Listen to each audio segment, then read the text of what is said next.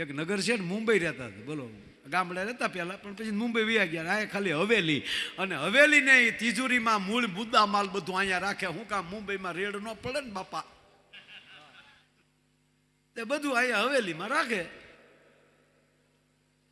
એમાં શેઠ જે આવ્યા ને, હવેલી હળગતી હતી આખી, હળ હળ હળ હવેલી હળગ્યો. તા તો શેઠ કે ઓય માડીને ઓય બાપા, મૂકી ગયો. એને એમ કે ભેગો પડીને બળીને મરી જાવ, હવે આ તો મારું બધું બળી ગયું. ગામે પકડી લીધા. શેઠ થવાનું હોય થાય, તમે ધીરા રહ્યો. ઓરે રે મારી હવેલી હળગે. ત્યાં કોકે કાનમાં આવીને કીધું કે રાડ્યું નાખોમાં. કેમ? 1 મહિના પહેલા તમારા દીકરાએ હવેલીનો સોદો કરી નાખ્યો છે, વેચી દીધી. એમ આ તો ટાઢેક થઈ ગયા, આપણી નહીં ને, આ દેશા છે. એનો કહેવા મળે ભગવાનની મરજી હોય એવું થાય ને ભાઈ. આમાં થોડું કોઈ દીખવાળી મારી ભાઈ, ભગવાનની મરજી હોય થાય ને. ગામ પાણી ઘડે ઘડે નાખતું હતું, ઓલ તણ તે રાખ જ ઓલવાની.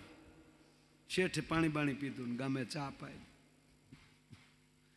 ત્યાં એક જણો આવ્યો. શેઠ કે સોદો તો કેન્સલ થયો તો, તા તો રાખમાં મીડ્યો હળોટવા કરે. એક જણે નક્કી કર્યું મરી જવું છું. એ ટ્રેનને પાટે વહી ગઈ. એ પાટા આડો હૂતો હતો, ટ્રેન મોડી પડી. તેને ઘરવાળી ટિફિન દેવા આવી, ખાઈ લો પછી મરી જાય કે. હા ને મગજ જો મારી બેટી કે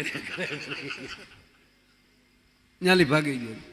પછી ચૂક તળાવમાં પડ્યું. તળાવમાં પડ્યો તો અહીંયા ઓળખીવાળાએ કાઢી લીધો કે આ તારું બાપ અમે ભાડા કરીએ ને, આમાં તું મેં તો ભૂત થાય ત્યાં તારો કોઈ પ્રવાસી ન આવે. પછી ચૂક ગળાપો ખાઈને મરી જાવ. દોરડું બાંધ્યો તો પંખો તૂટ્યો, માથામાં ફૂટ છીન મર્યો નહીં. એટલે કે કેરી ભારે મરાતું નથી. પછી ચૂક હવે દવા પી જાઓ. દવા લીધી. કોલ્ડ્રિંક વાળાની દુકાન આવ્યો, થમ્સઅપમાં નાખીને પી જાવ તો હું થોડુંક આમ ગમે ને એમ. એ થમ્સઅપમાં ભેળવી આમ મૂક્યો, આમ ફીણ નીકળતા બેસી જવા દઉં કે ફીણને આમ મૂક્યો. ત્યાં ભાઈબંધ ભાળી ગયો, મારો દીકરો વારા ઘડી આપણી પી જાય, અત્યારે ફોડેલી 4 પડી જાય.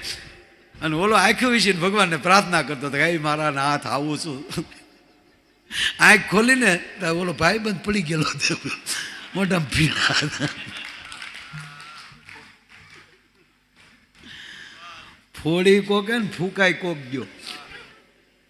એટલે માગ્યા મોતે વાલા મળતા નથી. એક ફેક્ટરીમાં આગ લાગી. ફેક્ટરીમાં આગ લાગી. એક માણસ નો બચ્યો. ભડ. હમણાં ઘણું આવું બને. અમારે અમરેલીમાં પ્લેન બજારમાં પડ્યું નો, બિચારો પાયલોટ ગુજરી ગયો. અમરેલીમાં લ્યો, ફેરીમાં પડ્યું. તો એક બેન પાણીની ભૂંગળીની તળે ઓલો ભાગી ન ગયા. મોટી વાત છે. એટલે ફેક્ટરીમાં આગ લાગે. ટૂંકમાં એક વ્યક્તિ ન બચ્યો, પણ કંપનીનો માલિક હતો, એ સારો હતો, એટલે ડાયરેક્ટ મીડિયા સામે આવી ગયો અને જાહેરાત કરી નાખી કે ફેક્ટરીમાં જે કામ કરતા હતા એ કર્મચારીઓ મારા કર્મચારીઓ નહોતા, મારા ફેમિલી જેવા હતા, મારા પરિવાર જેવા હતા. ફેક્ટરીમાં જેટલો મારો અધિકાર એટલો જ મારા કર્મચારીઓનો અધિકાર લાગે. માટે જેણે જેણે જાન ગુમાવી છે એના પરિવારને આ કંપની તરફથી 51 લાખ રૂપિયા એના ખાતામાં નાખવામાં આવશે, આવી જાહેરાત કરી નાખી.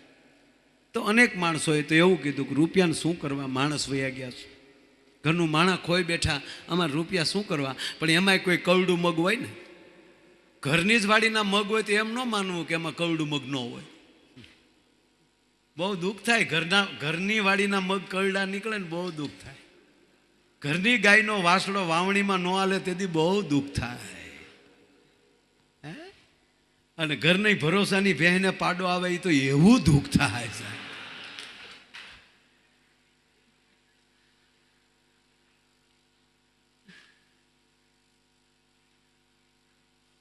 એટલે કોક તો એવું નીકળે ને. તે એક બેન હમણાં ટીવી સામું જોતા હતા, આમ બેસી ગયેલા. આમ એટલી બધી આગ લાગી છે, કોઈ ન બસ્યું. ત્યાં તો ઓલો શેઠિયો બોલ્યો ને કે 51 લાખ.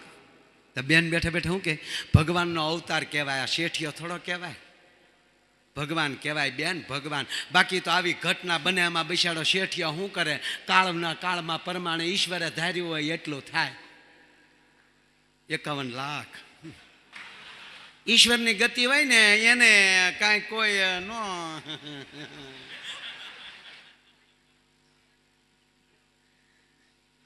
અહીંયા 51 લાખની વાત હાલતી હોય ને તમે વિશ્વાસ ક્યાં હું ખરેખર આપણા બાળકોને જો રાજી બહુ થાય કે આ કેવા ટાઈમે સિનેમા અમે અવડા હતા મરી ગયા ખાખી સળિયું પહેરી પહેરી એને બદલે કેવા સડપ સડપ આવ્યા જાય છે. બપોર સુધી રોતા ત્યારે માઇન્ડમાં દહડો દેતી હતી. હે કેવું છે જે જોઈ પડે અત્યારે સારું છે. ભૂતકાળનું દુઃખ કોઈ દી વાગોળવાનું જ નહીં. આ તો બાળકોને જોઈએ એટલે જોઈએ, બાકી દુઃખને કોઈ દી વાગોળવાનું જ નહીં. કોઈ દી ભૂતકાળને વાગોળવાનું જ નહીં કોઈ દી. જે હતું પણ અત્યારે ટેસડો છે. ઘણાની ઓફિસે જાય ને તોય અમુક રોદડા જ રોતા. એની ઓફિસે બેહવા જાય તો બેઠા બેઠા કહે અમારા બાપા ગુલ્ફી વેચતા. હવે વાડીલાલ લીખા ને હવે મોજ કરીને હવે હું કામ એનું પાછું યાદ કરી. હા બાપાને હરિદ્વાર જઈને પિતૃમ ભીળવી દે, એને ગુલ્ફી વેચતા બંધ કરી દે. એટલે એ જાહેરાત જ્યાં ટીવીમાં થતી હતી ને બેન સાંભળતા હતા